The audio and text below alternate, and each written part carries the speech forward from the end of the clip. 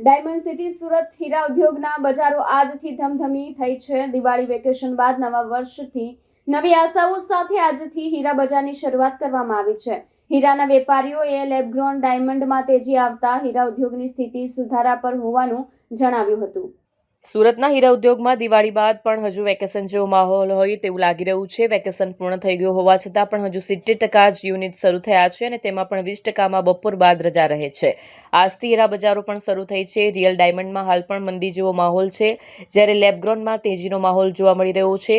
જો કે લેબગ્રોનની ફેક્ટરીઓમાં કારીગરોની અછત જોવા મળી રહી છે। રિયલ ડાયમંડના હીરાના કારખાનાઓમાં પણ કામ ઓછું હોવાના કારણે પણ હજુ પણ કારીગરો વતનથી પરત ફરી રહ્યા નથી। આજથી સુરતના વરાછા વિસ્તારમાં આવેલી મિની બજાર ખાતે હીરા બજાર શરૂ થઈ છે। હીરા વેપારી શૈલેષ કાકડિયાએ જણાવ્યું હતું કે દિવાળી પહેલાનો માહોલ થોડોક નબળો હતો અને હવે પબ્લિક ઘણું બધું દેખાય છે, એટલે રિસ્પોન્સ સારા લાગે છે કે માર્કેટ થોડુંક આવશે, પણ રિયલનું માર્કેટ તો અત્યારે હાલ દબાયેલું છે, એટલે CVDનું માર્કેટ જે છે એ લાગે છે કે થોડું ઉછાળવામાં આવે છે અને બીજું તો કંઈ મને એવું દેખાતું નથી કે આગળના શું રિસ્પોન્સ આવશે।